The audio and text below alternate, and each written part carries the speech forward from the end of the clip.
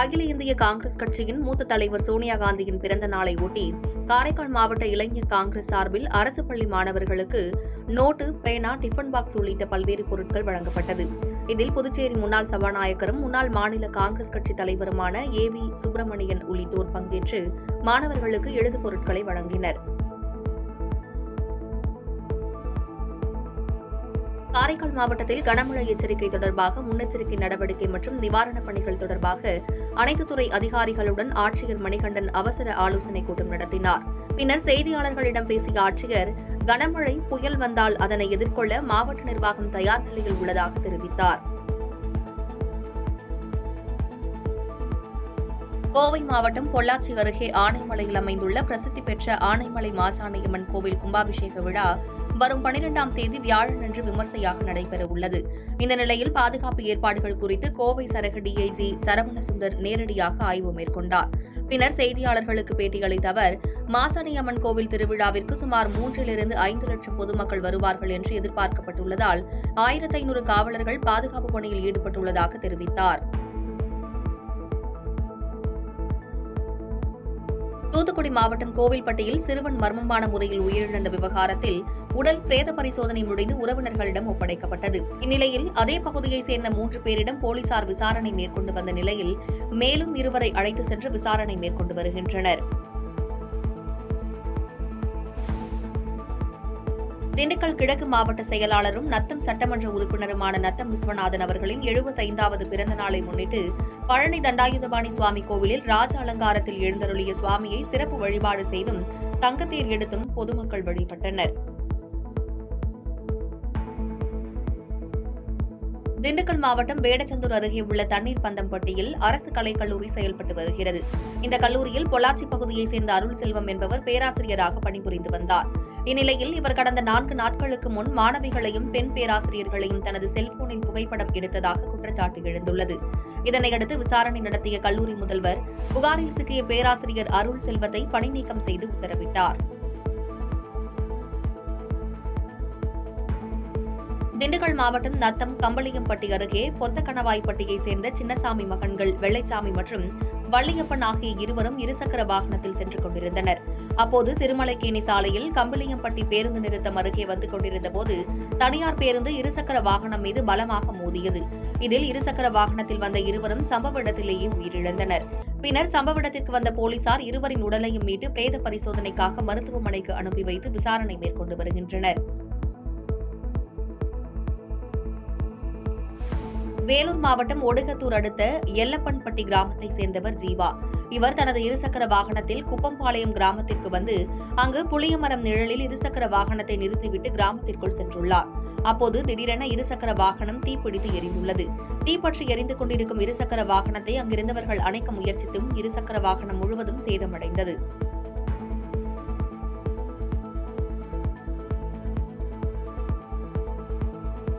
சேலம் மாவட்டம் தாரமங்கலம் நகராட்சி 4வது வார்டில் பொது சுகாதார வளாகம் இல்லாமல் பெண்கள் உள்ளிட்ட அனைவரும் திறந்தவெளி கழிப்பிடத்தை பயன்படுத்தி வருவதாக அப்பகுதி மக்கள் வேதனை தெரிவித்துள்ளனர். இதுகுறித்து மாநகராட்சி நிர்வாகத்திடம் கேட்டபோது அங்கு சாலை அமைக்கவோ சுகாதார வளாகம் கட்டவோ இடமில்லை என தட்டி கழிப்பதாகவும் குற்றம் சாட்டியுள்ளனர். எனவே தங்களுக்கு கழிப்பிடம் கட்டிக் கொடுக்க சம்பந்தப்பட்ட அதிகாரிகள் முன்வர வேண்டும் என பொதுமக்கள் கோரிக்கை வைத்துள்ளனர். வார்டுல குறும்பப்பாறையில கழிப்பிட வசதி எதுவும் இல்லைங்க. ஆண்டாண்டு காலமா அதுல கழிப்பிட வசதியே கிடையாது. இப்போ மனு பல முறை கொடுத்துட்டேன். இந்த நகராட்சியிலையும் பல முறை கொடுத்துட்டேன். தலைவர்கிட்டையும் சொல்லிட்டேன். எந்த ஒரு நடவடிக்கையும் இது வரைக்கும் எடுத்ததே கிடையாது. மக்கள்கிட்ட என்னால பதில் சொல்ல முடியல. மறுபடியும் நான் மக்களுக்கு மரியாதையா நடந்துக்கிற தகுதியிலேயே இல்லாத அளவுக்கு என்ன பண்ணி வச்சிருக்காங்க. திருவண்ணாமலை மாவட்டம் செங்கம் அடுத்த புதுக்குளம் இருவலர் காலனியில் உள்ள ஏரியில் இரவு பகலாக கடந்த 4 தினங்களாக சுமார் 50 லாரிகளில் கனிம வளங்கள் கொள்ளையடிப்பதாக கூறப்படும் நிலையில் அனுமதியின்றி மணல் எடுப்பதாகவும், மேலும் இது குறித்து லாரி ஓட்டுநரிடம் அப்பகுதி வாசிகள் வாகனத்தை நிறுத்தி கேட்டால் கேட்பவர் மீது வாகனம் மோதுவது போல் வாகனத்தை இயக்குவதாகவும் அப்பகுதியைச் சேர்ந்த பார்வையற்ற பெண் ஒருவர் குற்றம் சாட்டியுள்ளார். மேலும் இப்பகுதியில் பார்வையின்றியும் குழந்தைகளும் முதியோர்களும் இருப்பதாகவும், திடீரென மழை வந்தால் மணல் எடுக்க தோண்டப்பட்ட இடங்களில் மழைநீர் தேங்கி உயிரிழப்பு ஏற்படும் முன் அதிகாரிகள் முறையான ஆய்வு செய்து நடவடிக்கை எடுக்க வேண்டும் என அப்பகுதி குடியிருப்பு வாசிகள் கோரிக்கை விடுத்துள்ளனர்.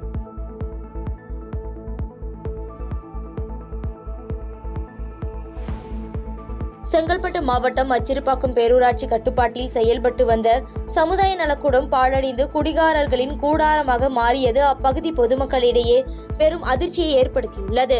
எனவே சம்பந்தப்பட்ட மாவட்ட நிர்வாகம் உடனே சமுதாய நலக்கூடத்தை சீர் செய்து புதுப்பித்து தர வேண்டும் என அப்பகுதி மக்கள் கோரிக்கை வைத்து பேட்டியளித்துள்ளனர். சமுதாய கூடம் 1.5 வருடமாக மூடிவிட்டு இருக்குது. செயல்படும் பல முறை கூறியும் எந்த நடவடிக்கையும் எடுக்கவில்லை. தாழ்த்தப்பட்ட பலதரப்பட்ட மக்கள் இங்க வசிக்கிறாங்க. நாங்கள் வெளியில போய் திருமண மண்டபத்தில் பண்ணோம்னா இன்னைக்கு 1.5 லட்ச ரூபா 2 லட்ச ரூபா இல்லாமல் பண்ண முடியல.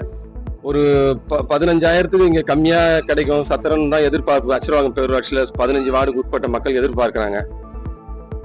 செங்கல்பட்டு மாவட்டம் மாவட்ட ஆட்சியர் அலுவலகத்தில் குறு சிறு நடுத்தர தொழில் நிறுவனங்கள் துறை அமைச்சர் தாமு அன்பரசன் தலைமையில் உள்ளாட்சி பிரதிநிதிகளுக்கான மனு பெறும் நாள் நிகழ்ச்சி நடைபெற்றது. இந்நிகழ்ச்சியில் அங்கு மனு அளிக்க வந்த பெண் ஊராட்சி மன்ற துணைத் தலைவரை ஊராட்சி மன்ற தலைவர் ஒருமையில் பேசியதாக இருவரும் கடும் வாக்குவாதத்தில் ஈடுபட்டதால் அங்கு பரபரப்பு ஏற்பட்டது. அமைச்சரோட மீட்டிங்ல இன்னைக்கு நாங்க மனு கொடுக்கறதுக்காக வந்தோம். ஒரு கால்வாய் பிரச்சனை ஒன்று போயிட்டு இருக்குது என் பஞ்சாயத்துல. அதுல ஊராட்சி மன்ற தலைவர் அளவுக்கு அதிகமா கமிஷன் வாங்கிட்டு கான்ட்ராக்ட்காரனுக்கு சப்போர்ட் பண்ற மாதிரி அதை பண்றாரு. மக்களுக்கான திட்டத்தை அவர் பண்ணல. அதை பண்ணும்போது பப்ளிக் கேட்கும்போது அங்க பக்கத்து ஊர் தலைவர் 58 பஞ்சாயத்துக்கு தலைவர் பொதுக்குழு தலைவர் ஊராட்சி மன்ற தலைவர் சுரேஷ் அதை பார்வையிட்டு ஏமா இதுதான் இப்படிதான் வரும், அது என்ன நீங்க எல்லாம் கேக்குறீங்க அப்படின்னு பப்ளிக்கே மிரட்டி இருக்காரு. அது சம்பந்தமா இன்னைக்கு நாங்க புகார் கொடுக்கறதுக்காக வந்திருந்தோம். கிருஷ்ணகிரி மாவட்டம் காவேரிப்பட்டினம் அருகே வேலு என்பவரது விவசாய நிலத்தில் மீன் தொட்டி அமைக்க குழி தோண்டுவதற்காக தருமபுரி மாவட்டம் பெரியாம்பட்டியைச் சேர்ந்த வேலு என்பவர் தனது JCB இயந்திரத்தில் அங்கு குழி தோண்டி கொண்டிருந்துள்ளார். இந்நிலையில் அருகில் இயற்கை உபாதை கழிப்பதற்காக JCB ஓட்டுநர் நடந்து சென்ற பொழுது அருகில் மின் மோட்டாரில் இருந்து மின்சாரம் தக்கி துடித்துள்ளார். அப்போது அந்த வழியாக வந்த மணி என்பவர் அவரை காப்பாற்ற முற்பட்டபோது அவர் மீது மின்சாரம் தாக்கி 2 பேரும் சம்பவ இடத்திலேயே இறந்தனர். தகவல் அறிந்து காவேரிப்பட்டினம் போலீசார் உடல்களை மீட்டு பிரேத பரிசோதனைக்காக கிருஷ்ணகிரி அரசு மருத்துவக் கல்லூரி மருத்துவமனைக்கு அனுப்பி வைத்து விசாரணை மேற்கொண்டு வருகின்றனர்.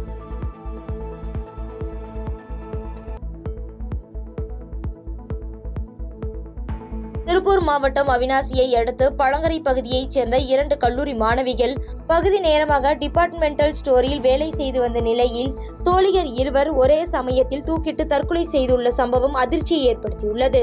மேலும் இது குறித்து காரணம் குறித்து அவிநாசி போலீசார் வழக்கு பதிவு செய்து தீவிர விசாரணை மேற்கொண்டு வருகின்றனர்.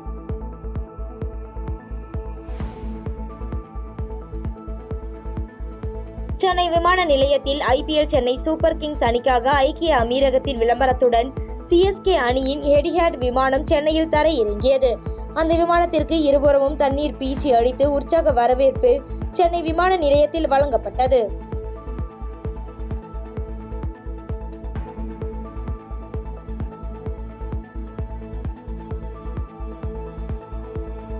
ராமநாதபுரம் மாவட்டம் திருவாடானை தாலுகா திருவாடானை ஊராட்சி மன்ற அலுவலகத்தில் துப்புரவு பணியாளர்களுக்கு மழைக்காலம் தொடங்கிய நிலையில் அவர்களுக்கு மழையில் நனையாதவாறு பணியினை தொடர ரெயின்கோட் இலவசமாக வழங்கும் நிகழ்வு நடைபெற்றது.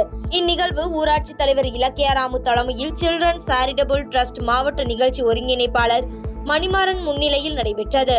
இதில் திருவாடானை கல்லூர் ஊராட்சி மன்றத்திற்குட்பட்ட 35 துப்புரவு பணியாளருக்கு ரெயின்கோட் வழங்கப்பட்டது.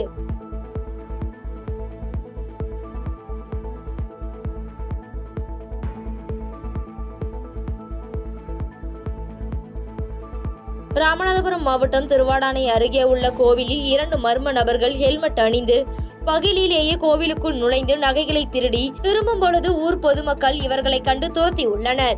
தொடர்ந்து இருவரும் 2 இருசக்கர வாகனத்தில் தப்பி ஓடிய நிலையில் உடனடியாக தொண்டி காவல் நிலையத்திற்கு தகவல் கொடுக்கப்பட்டு பொதுமக்களும் போலீசாரும் தொடர்ந்து துரத்தி வந்த நிலையில் திருவாடானை பேருந்து நிலையத்தில் வைத்து இவர்களை பிடித்தனர். அப்போது இருவரில் ஒருவர் தப்பி ஓடிய நிலையில் ஒருவரை பிடித்த போலீசார் காவல் நிலையம் அழைத்து சென்று விசாரணை மேற்கொண்டு வருகின்றனர்.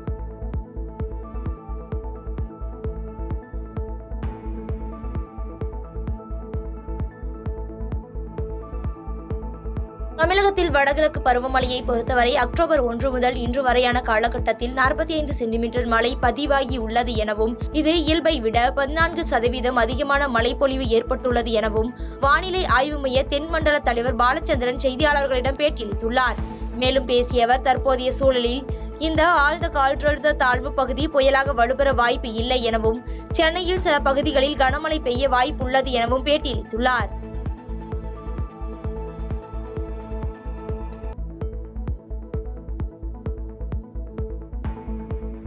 திருப்பூர் மாவட்டம் அவிநாசி அருகே நிலம் பிரச்சனை தகராறு காரணமாக ரங்கசாமி என்பவரை போலீசார் என கூறி ஆள்கடத்தலில் ஈடுபட்ட ஸ்டாலின், சதாசிவம், பாஸ்கரன், சூரிய பிரபாகரன் மற்றும் ஈஸ்வரன் என 5 பேரை போலீசார் கைது செய்துள்ளனர். மேலும் கடத்தலுக்கு காரணமான தலைமறைவாக இருக்கும் சண்முகம் என்பவர் உட்பட மேலும் 4 பேரை பெருமாநல்லூர் போலீசார் தீவிரமாக தேடி வருகின்றனர்.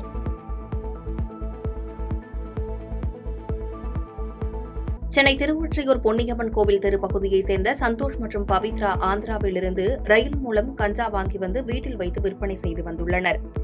இதனை அறிந்த போலீசார் விற்பனைக்காக வைக்கப்பட்டிருந்த 2 கிலோ கஞ்சா பறிமுதல் செய்து இருவரையும் புழல் சிறையில் அடைத்தனர். மேலும் இந்த வழக்கில் சம்பந்தப்பட்ட குணா என்ற குற்றவாளியை தேடி வருகின்றனர்.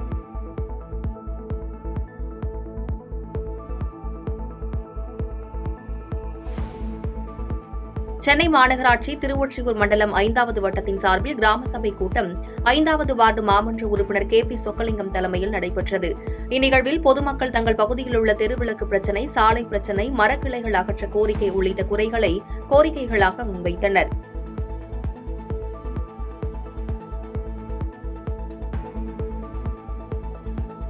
தேனி மாவட்டம் தேவதானப்பட்டியில் திருமண உறவை மீறிய உறவிற்கு இடையூறாக இருந்த கணவரை கட்டையால் அடித்துக் கொன்ற வழக்கில் மனைவி உட்பட 4 நபர்களுக்கு ஆயுள் தண்டனை விதித்து பெரியகுளம் நீதிமன்றம் தீர்ப்பு வழங்கியுள்ளது.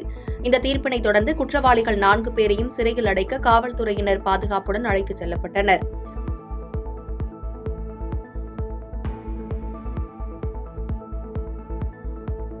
மயிலாடுதுறையில் அரைநாள் கடையடைப்பு செய்து வணிகர்கள் போராட்டத்தில் ஈடுபட்டுள்ளனர்.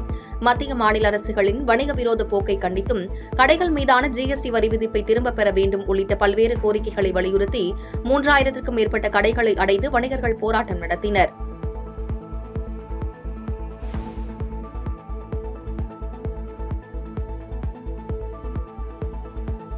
தேனி மாவட்டம் உத்தமபாளையம் அருகே உள்ள கோம்பை பேரூராட்சி சுமார் 2000 மக்கள் தொகையை கொண்ட பேரூராட்சியாகும். உத்தமபாளையம் தேவாரம் செல்லும் முக்கிய சாலையில் அமைந்துள்ள பாலத்தை இடித்துவிட்டு புதிய பாலம் கட்டுவதற்கு பேரூராட்சி நிர்வாகம் பூஜை போடப்பட்டு அதற்கான வேலையை தொடங்கியுள்ளது.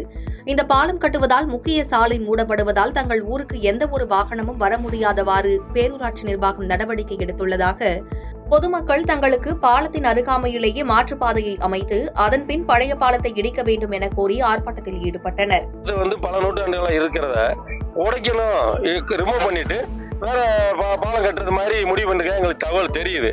ஆனா இதுக்கு மாற்றுப்பாதை எதுன்னு சொல்லி கேட்டா சம்மந்தமே இல்லாத ஒரு பாதையை காமிச்சிருக்காங்க. அந்த பாதையில கனரக வாகனமோ, பள்ளி குழந்தைகளோ, விவசாய கூலிகளோ யாரும் போக முடியாது.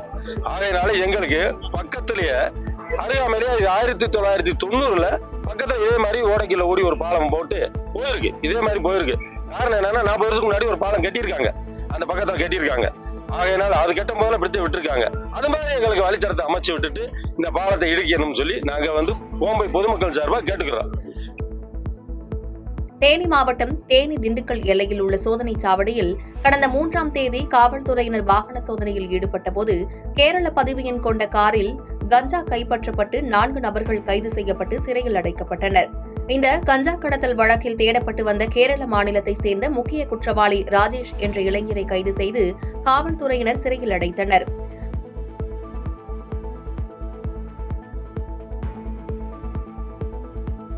மயிலாடுதுறை மின்வாரிய செயற்பொறியாளர் அலுவலகம் முன்பு தமிழ்நாடு மின்வாரிய தொழிலாளர் சம்மேளனம் சார்பில் கண்டன ஆர்ப்பாட்டம் நடைபெற்றது. பொதுத்துறை நிறுவனமான மின்வாரியத்தை தனியார் மயமாக்குவதை கண்டித்தும் உத்தரப்பிரதேசம், சண்டிகர் மாநிலத்தில் போராடும் மின்வாரிய ஊழியர்களுக்கு ஆதரவு தெரிவித்து மயிலாடுதுறை மின்வாரிய செயற்பொறியாளர் அலுவலகம் முன்பு தமிழ்நாடு மின்வாரிய தொழிலாளர் சம்மேளனம் சார்பில் கண்டன ஆர்ப்பாட்டம் நடைபெற்றது.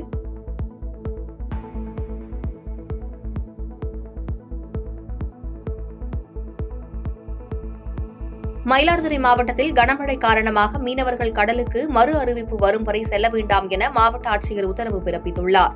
இதனால் 400 விசைப்படகுகள், 5000க்கும் மேற்பட்ட ஃபைபர் படகுகள் பாதுகாப்பாக கரையில் நிறுத்தி வைக்கப்பட்டுள்ளது.